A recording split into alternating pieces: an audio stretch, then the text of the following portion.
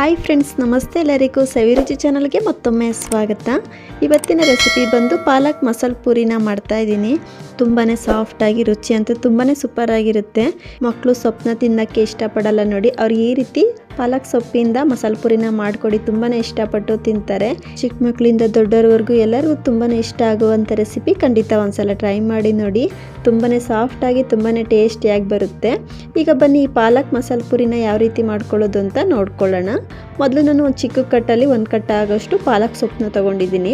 ಇದನ್ನ ಒಂದೆರಡು ಸಲ ಚೆನ್ನಾಗಿ ತೊಳ್ಕೊಂಡು ಈ ರೀತಿ ಒಂದು ಪ್ಲೇಟಲ್ಲಿ ಹಾಕಿ ಇಟ್ಕೊಂಡಿದ್ದೀನಿ. ಮೊದಲು ಪಾಲಕ್ ಸೊಪ್ಪನ್ನ ಸ್ವಲ್ಪ ಬೇಯಿಸ್ಕೊಳ್ಬೇಕಾಗುತ್ತೆ. ಗ್ಯಾಸ್ ಆನ್ ಮಾಡಿ ಒಂದು ಪಾತ್ರೆನ ಬಿಸಿ ಇಟ್ಕೊಂಡು ತೊಳೆದು ರೆಡಿ ಮಾಡಿ ಇಟ್ಕೊಂಡಂಥ ಪಾಲಕ್ ಸೊಪ್ಪನ್ನ ಹಾಕ್ಕೊಂಡು ಬೇಯಿಸ್ಕೊಳ್ಳೋದಕ್ಕೆ ಎಷ್ಟು ನೀರು ಬೇಕೋ ಸ್ವಲ್ಪ ನೀರನ್ನ ಸೇರಿಸ್ಕೊಂಡು ಒಂದು ಪ್ಲೇಟ್ ಮುಚ್ಚಿ ಒಂದು 5 ನಿಮಿಷ ಬೇಯಿಸ್ಕೊಳ್ಳೋಣ. ತುಂಬ ಹೊತ್ತು ಬೇಯಿಸ್ಕೊಳ್ಳೋ ಅವಶ್ಯಕತೆ ಇಲ್ಲ, ಪಾಲಕ್ ಸೊಪ್ಪು ತುಂಬ ಬೇಗನೆ ಬೇಯೋದ್ರಿಂದ. ನೋಡ್ತಾ ಇರ್ಬೋದು, ಒಂದು 5 ನಿಮಿಷ ಬೇಯಿಸ್ಕೊಂಡಿದ್ದೀನಿ. ಈ ರೀತಿ ಪಾಲಕ್ ಸೊಪ್ಪು ಕೂಡ ತುಂಬ ಸಾಫ್ಟಾಗಿ ಬೆಂದಿದೆ. ಒಂದು 5 ನಿಮಿಷ ಬೇಯಿಸ್ಕೊಂಡ್ರೆ ಸಾಕಾಗುತ್ತೆ. ಇದು ಕಂಪ್ಲೀಟಾಗಿ ತಣ್ಣಗಾದ್ಮೇಲೆ ಮಿಕ್ಸಿ ಜಾರ್ಗೆ ಹಾಕ್ಕೊಂಡು ರುಬ್ಕೊಳ್ಬೇಕಾಗುತ್ತೆ. ಹಾಗಾಗಿ ಗ್ಯಾಸ್ ಆಫ್ ಮಾಡಿಕೊಂಡು ಕಂಪ್ಲೀಟಾಗಿ ತಣ್ಣಗಾಗ್ಲಿಕ್ಕೆ ಬಿಡೋಣ. ನೋಡ್ತಾ ಇರ್ಬೋದು, ಈ ರೀತಿ ಕಂಪ್ಲೀಟಾಗಿ ತಣ್ಣಗಾದ್ಮೇಲೆ ಒಂದು ಮಿಕ್ಸಿ ಜಾರ್ಗೆ ಹಾಕ್ಕೊಳ್ತಾ ಇದ್ದೀನಿ. ಈ ರೀತಿ ಪಾಲಕ್ ಸೊಪ್ಪನ್ನ ಒಂದು ಮಿಕ್ಸಿ ಜಾರ್ಗೆ ಕಂಪ್ಲೀಟಾಗಿ ಸೇರಿಸ್ಕೊಂಡು ಒಂದು 3 ಎಸಳು ಬೆಳ್ಳುಳ್ಳಿನ ಹಾಕ್ಕೊಳ್ತಾ ಇದ್ದೀನಿ. ಹಾಗೆ ಒಂದು ಅರ್ಧ ಇಂಚಾಗಷ್ಟು ಶುಂಠಿನ ಕಟ್ ಮಾಡಿ ಹಾಕ್ಕೊಳ್ತಾ ಇದ್ದೀನಿ. ಹಾಗೆ ಒಂದು 3 ಹಸಿಮೆಣ್ಸಿನ್ಕಾಯಿನ ಈ ರೀತಿ ಮಧ್ಯಕ್ಕೆ ಕಟ್ ಮಾಡಿ ಹಾಕ್ಕೊಳ್ತಾ ಇದ್ದೀನಿ. ನಿಮಗೆ ಖಾರಕ್ಕೆ ಎಷ್ಟು ಬೇಕೋ ನೋಡಿ ಹಸಿಮೆಣ್ಸಿನ್ಕಾಯಿನ ಸೇರಿಸ್ಕೊಳ್ಬೋದು. ಇದನ್ನ ಕಂಪ್ಲೀಟಾಗಿ ನುಣ್ಣಗೆ ರುಬ್ಕೊಂಡು ಬರೋಣ. ನೋಡ್ತಾ ಇರ್ಬೋದು, ಈ ರೀತಿ ಕಂಪ್ಲೀಟಾಗಿ ನುಣ್ಣಗೆ ರುಬ್ಕೊಂಡಿರೋದಾಗಿದೆ. ನೀರು ಹಾಕ್ಕೊಂಡು ರುಬ್ಕೊಳ್ಳೋ ಅವಶ್ಯಕತೆ ಇಲ್ಲ, ಪಾಲಕ್ ಸೊಪ್ಪನ್ನ ಬೇಯಿಸ್ಕೊಂಡಿರೋದ್ರಿಂದ. ಇದಿಷ್ಟಾದರೆ ಸಾಕು. ಇದನ್ನ ಸೈಡಲ್ಲಿ ಎತ್ತಿಟ್ಕೊಂಡಿರೋಣ. ಈಗ ಒಂದು ಮಿಕ್ಸಿನ ಬೌಲ್ಗೆ ನಾನು ಈ ಕಪ್ಪಲ್ಲಿ ಒಂದು 3 ಕಪ್ ಆಗೋಷ್ಟು ಗೋಧಿ ಹಿಟ್ಟನ್ನ ಹಾಕ್ಕೊಳ್ತಾ ಇದ್ದೀನಿ. ಮೈದಾ ಸ್ವಲ್ಪ ಹೆಲ್ತಿಗೆ ಒಳ್ಳೇದಲ್ಲ ಅಲ್ವಾ, ಹಾಗಾಗಿ ಗೋಧಿ ಹಿಟ್ಟಿಂದ ಇವತ್ತು ಮಸಾಲ ಪೂರಿನ ಮಾಡ್ಕೊಳ್ತಾ ಇದ್ದೀನಿ. ನೀವು ಗೋಧಿ ಹಿಟ್ಟು ಮೈದಾ ಹಿಟ್ಟು ಮಿಕ್ಸ್ ಮಾಡಿ ಕೂಡ ಮಾಡ್ಕೊಳ್ಬೋದು. ಹಾಗೆ ರುಚಿಗೆ ತಕ್ಕಷ್ಟು ಉಪ್ಪನ್ನ ಹಾಕ್ಕೊಳ್ತಾ ಇದ್ದೀನಿ. ಹಾಗೆ ಒಂದು ಅರ್ಧ ಸ್ಪೂನ್ ಆಗೋಷ್ಟು ಧನಿಯಾ ಪೌಡ್ರನ್ನ ಹಾಕ್ಕೊಳ್ತಾ ಇದ್ದೀನಿ. ಹಾಗೆ ಒಂದು ಅರ್ಧ ಸ್ಪೂನ್ ಆಗೋಷ್ಟು ಜೀರಿಗೆನ ಹಾಕ್ಕೊಳ್ತಾ ಇದ್ದೀನಿ. ಈ ರೀತಿ ಕಂಪ್ಲೀಟಾಗಿ ಸೇರಿಸ್ಕೊಂಡು ಇದನ್ನ ಒಂದ್ಸಲ ಚೆನ್ನಾಗಿ ಮಿಕ್ಸ್ ಮಾಡ್ಕೊಳ್ಳೋಣ. ನೋಡ್ತಾ ಇರ್ಬೋದು, ಈ ರೀತಿ ಕಂಪ್ಲೀಟಾಗಿ ಮಿಕ್ಸ್ ಮಾಡಿಕೊಂಡು ಈಗ ಇದಕ್ಕೆ ನಾವು ರುಬ್ಬಿಟ್ಕೊಂಡಂಥ ಪಾಲಕ್ ಸೊಪ್ಪಿನ ಮಿಶ್ರಣನ ಹಾಕ್ಕೊಳ್ತಾ ಇದ್ದೀನಿ. ಈ ರೀತಿ ಕಂಪ್ಲೀಟಾಗಿ ಪಾಲಕ್ ಸೊಪ್ಪಿನ ಮಿಶ್ರಣನ ಸೇರಿಸ್ಕೊಂಡು ಇದನ್ನ ಒಂದ್ಸಲ ಕೈಯಿಂದ ಚೆನ್ನಾಗಿ ಮಿಕ್ಸ್ ಮಾಡ್ಕೊಳ್ಳೋಣ. ನಾವು ಮುಂಚೆನೇ ನೀರು ಹಾಕ್ಕೊಂಡು ಕಲಿಸ್ಕೊಳ್ಳೋಕೆ ಹೋಗಬಾರ್ದು, ಹಿಟ್ಟು ತೆಳುವಾಗ ಚಾನ್ಸಸ್ ಇರುತ್ತೆ. ಹಾಗಾಗಿ ಈ ರೀತಿ ಕಂಪ್ಲೀಟಾಗಿ ಮಿಕ್ಸ್ ಮಾಡಿಕೊಂಡು ಬೇಕಿದ್ರೆ ಸ್ವಲ್ಪ ನೀರನ್ನ ಸೇರಿಸ್ಕೊಳ್ಬೇಕಾಗುತ್ತೆ. ಹಾಗಾಗಿ ಈ ರೀತಿ ಕಂಪ್ಲೀಟಾಗಿ ಮಿಕ್ಸ್ ಮಾಡ್ಕೊಳ್ಳೋಣ. ನೋಡ್ತಾ ಇರ್ಬೋದು, ನನಗಿಲ್ಲಿ ಹಿಟ್ಟು ಸ್ವಲ್ಪ ಗಟ್ಟಿ ಅನ್ನಿಸ್ತು, ಹಾಗಾಗಿ ಸ್ವಲ್ಪ ನೀರನ್ನ ಹಾಕ್ಕೊಳ್ತಾ ಇದ್ದೀನಿ. ಈ ರೀತಿ ಸ್ವಲ್ಪ ನೀರನ್ನ ಸೇರಿಸ್ಕೊಂಡು ಹಿಟ್ಟನ್ನ ಹದವಾಗಿ ಕಲಿಸ್ಕೊಳ್ಬೇಕಾಗುತ್ತೆ. ನೋಡ್ತಾ ಇರ್ಬೋದು, ಈ ರೀತಿ ಕಂಪ್ಲೀಟಾಗಿ ಹಿಟ್ಟನ್ನ ಕಲಿಸ್ಕೊಂಡಿರೋದಾಗಿದೆ. ನಾವು ಹಿಟ್ಟನ್ನ ತುಂಬ ಗಟ್ಟಿಯಾಗೂ ಕೂಡ ಕಲಿಸ್ಕೊಳ್ಬಾರ್ದು. ನೋಡ್ತಾ ಇರ್ಬೋದು, ಈ ರೀತಿ ಹಿಟ್ಟನ್ನ ಸ್ವಲ್ಪ ಸಾಫ್ಟಾಗಿ ಕಲಿಸ್ಕೊಳ್ಬೇಕಾಗುತ್ತೆ. ಈಗ ಇದಕ್ಕೆ 1 ಸ್ಪೂನ್ ಆಗೋಷ್ಟು ಎಣ್ಣೆನ ಹಾಕ್ಕೊಳ್ತಾ ಇದ್ದೀನಿ.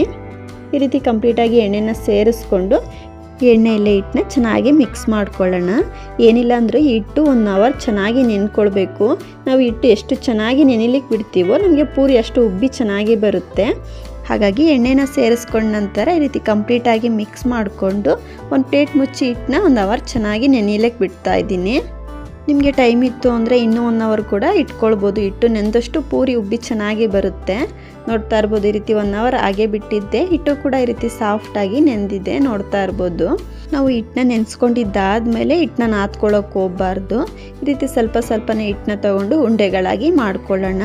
ಈ ರೀತಿ ಉಂಡೆಗಳಾಗಿ ರೆಡಿ ಮಾಡಿ ಇಟ್ಕೊಂಡ್ರೆ ಪೂರಿನ ಈಸಿಯಾಗಿ ಲಟ್ಟಿಸ್ಕೊಳ್ಬೋದು. ಹಾಗಾಗಿ ನೋಡಿ, ಈ ಸೈಜಲ್ಲಿ ನಾನು ಉಂಡೆಗಳಾಗಿ ರೆಡಿ ಮಾಡಿ ಇಟ್ಕೊಂಡಿದ್ದೀನಿ. ನಿಮಗೆ ಪೂರಿ ಚಿಕ್ಕ ಸೈಜಲ್ಲಿ ಬೇಕು ಅಂದರೆ ಇನ್ನೂ ಸ್ವಲ್ಪ ಚಿಕ್ಕ ಉಂಡೆಗಳಾಗಿ ಮಾಡ್ಕೊಳ್ಬೋದು. ನೋಡ್ತಾ ಇರ್ಬೋದು, ಈ ರೀತಿ ಕಂಪ್ಲೀಟಾಗಿ ಉಂಡೆಗಳನ್ನ ರೆಡಿ ಮಾಡಿ ಇಟ್ಕೊಂಡು ಈಗ ಪೂರಿನ ಲಟ್ಟಿಸ್ಕೊಳ್ಳೋಣ. ಸ್ವಲ್ಪ ಗೋಧಿ ಹಿಟ್ಟನ್ನ ಹಾಕ್ಕೊಳ್ತಾ ಇದ್ದೀನಿ. ರೆಡಿ ಮಾಡಿ ಇಟ್ಕೊಂಡ್ರಂಥ ಪೂರಿ ಉಂಡೆ ಮಿಶ್ರಣನ ಈ ರೀತಿ ಹಿಟ್ಟಲ್ಲಿ 2 ಕಡೆ ಚೆನ್ನಾಗಿ ಮಿಕ್ಸ್ ಮಾಡಿಕೊಂಡು ಈಗ ಪೂರಿನ ಲಟ್ಟಿಸ್ಕೊಳ್ಳೋಣ. ನಾವು ಈ ಪೂರಿನ ತುಂಬ ತೆಳುವಾಗಿ ಕೂಡ ಲಟ್ಟಿಸ್ಕೊಳ್ಬಾರ್ದು, ತುಂಬ ದಪ್ಪವಾಗಿ ಕೂಡ ಲಟ್ಟಿಸ್ಕೊಳ್ಬಾರ್ದು. ನೋಡ್ತಾ ಇರ್ಬೋದು, ಈ ಸೈಜಲ್ಲಿ ನಾವು ಪೂರಿ ಮಿಶ್ರಣನ ಲಟ್ಟಿಸ್ಕೊಳ್ಬೇಕಾಗುತ್ತೆ. ಇದೇ ರೀತಿ ಸ್ವಲ್ಪ ಪೂರಿ ಮಿಶ್ರಣನ ರೆಡಿ ಮಾಡಿ ಇಟ್ಕೊಂಡು ಅಷ್ಟರಲ್ಲಿ ಎಣ್ಣೆನೂ ಕೂಡ ಕಾಯ್ಲಿಕ್ಕೆ ಇಟ್ಟಿದ್ದೆ. ಎಣ್ಣೆನೂ ಕೂಡ ಹದವಾಗಿ ಕಾದಿದೆ. ಕಾದಿರುವಂಥ ಎಣ್ಣೆಗೆ ಪೂರಿ ಮಿಶ್ರಣನ ಹಾಕ್ಕೊಂಡು ಬೇಯಿಸ್ಕೊಳ್ಬೇಕಾಗುತ್ತೆ. ನಾವು ಈ ಪೂರಿನ ಹಾಕ್ಕೊಳ್ಬೇಕಾದ್ರೆ ಉರಿನ ಪೂರ್ತಿ ಹೈ ಫ್ಲೇಮಲ್ಲಿ ಇಟ್ಕೊಂಡು ಕೂಡ ಹಾಕ್ಕೊಳ್ಬಾರ್ದು. ಪೂರಿ ಮೇಲೆ ಬೇಗನೆ ಕಲರ್ ಚೇಂಜ್ ಆಗಿಬಿಡುತ್ತೆ, ಒಳಗಡೆ ಎಲ್ಲ ಚೆನ್ನಾಗಿ ಬೆಂದಿರೋದಿಲ್ಲ. ಹಾಗಾಗಿ ಪೂರಿ ಮೇಲೆ ಈ ರೀತಿ ಸ್ವಲ್ಪ ಎಣ್ಣೆನ ಹಾಕ್ಕೊಳ್ತಾ ಪೂರಿನ 2 ಕಡೆ ಚೆನ್ನಾಗಿ ಬೇಯಿಸ್ಕೊಳ್ಳೋಣ. ನೋಡ್ತಾ ಇರ್ಬೋದು ಪೂರಿ ಎಷ್ಟು ಚೆನ್ನಾಗಿ ಉಬ್ಬಿ ಬರ್ತಾ ಇದೆ ಅಂತ. ಇದೇ ರೀತಿ ಎರಡು ಕಡೆ ಹದವಾಗಿ ಬೇಯಿಸ್ಕೊಳ್ಳೋಣ. ನೋಡ್ತಾ ಇರ್ಬೋದು ಈ ರೀತಿ ಕಂಪ್ಲೀಟಾಗಿ ಬೇಯಿಸ್ಕೊಂಡಿರೋದಾಗಿದೆ. ಇದಿಷ್ಟಾದರೆ ಸಾಕು. ಇದನ್ನ ಒಂದು ಪ್ಲೇಟ್ಗೆ ತೆಗೆದಿಟ್ಕೊಳ್ಳೋಣ. ಈಗ ಇನ್ನೊಂದು ಪೂರಿನ ಅದೇ ರೀತಿ ಹಾಕ್ಕೊಳ್ತಾ ಇದ್ದೀನಿ. ನೋಡ್ತಾ ಇರ್ಬೋದು ಈ ರೀತಿ ನಾವು ಪೂರಿನ ಹಾಕ್ಕೊಳ್ಬೇಕಾದ್ರೆ ಊರಿನ ಪೂರ್ತಿ ಲೋ ಫ್ಲೇಮಲ್ಲೇ ಇಟ್ಕೊಂಡು ಹಾಕ್ಕೊಳ್ಬೇಕಾಗುತ್ತೆ. ಹಾಕ್ಕೊಂಡಿದ್ದಾದಮೇಲೆ ಮೀಡಿಯಮ್ ಫ್ಲೇಮಲ್ಲಿ ಇಟ್ಕೊಳ್ಬೇಕಾಗುತ್ತೆ. ಈ ರೀತಿ ಪೂರಿ ಮೇಲೆ ಸ್ವಲ್ಪ ತೇಲಿ ಬರ್ತಾ ಇರಬೇಕಾದ್ರೆ ಈ ರೀತಿ ಮೇಲೆ ಸ್ವಲ್ಪ ಎಣ್ಣೆನ ಹಾಕ್ಕೊಳ್ಳೋದ್ರಿಂದ ಪೂರಿ ಉಬ್ಬಿ ಚೆನ್ನಾಗಿ ಬರುತ್ತೆ ಅಂತ ನೋಡ್ತಾ ಇರ್ಬೋದು. ಇದೇ ರೀತಿ ಮೀಡಿಯಮ್ ಫ್ಲೇಮಲ್ಲೇ ಪೂರಿನ ಎರಡು ಕಡೆ ಚೆನ್ನಾಗಿ ಬೇಯಿಸ್ಕೊಳ್ಳೋಣ. ತುಂಬಾ ಸಿಂಪಲ್ಲಾಗಿ ಕೂಡ ಮಾಡ್ಕೊಳ್ಬೋದು. ಮಕ್ಕಳು ಲಂಚ್ ಬಾಕ್ಸ್ಗಂತೂ ತುಂಬಾ ಸೂಪರಾಗಿರುತ್ತೆ. ಇದು ಚಟ್ನಿ, ಸಾಗು, ಮೊಸರು ಎಲ್ಲದ್ರ ಜೊತೆ ತುಂಬಾ ಸೂಪರಾಗಿರುತ್ತೆ. ನೋಡ್ತಾ ಇರ್ಬೋದು ಈ ರೀತಿ ಕಂಪ್ಲೀಟಾಗಿ ಬೇಯಿಸ್ಕೊಂಡಿರೋದಾಗಿದೆ. ಇದನ್ನ ಒಂದು ಪ್ಲೇಟ್ಗೆ ತೆಗೆದಿಟ್ಕೊಳ್ತಾ ಇದ್ದೀನಿ. ಇದೇ ರೀತಿ ಕಂಪ್ಲೀಟಾಗಿ ಪೂರಿನ ರೆಡಿ ಮಾಡಿ ಇಟ್ಕೊಂಡ್ರೆ ಆಯಿತು. ರೆಡಿಯಾಗಿರುವಂಥ ಪೂರಿನ ಮೊಸರು ಜೊತೆ ಸರ್ವ್ ಮಾಡಿ ತೋರಿಸ್ತಾ ಇದ್ದೀನಿ. ನೋಡಿ ಎಷ್ಟು ಚೆನ್ನಾಗಿ ಬಂದಿದೆ ಅಂತ. ನೀವು ಇದನ್ನು ಮೊಸರು, ಚಟ್ನಿ, ಸಾಗು ಯಾವುದ್ರ ಜೊತೆ ಬೇಕಾದ್ರೂ ತಿನ್ಬೋದು.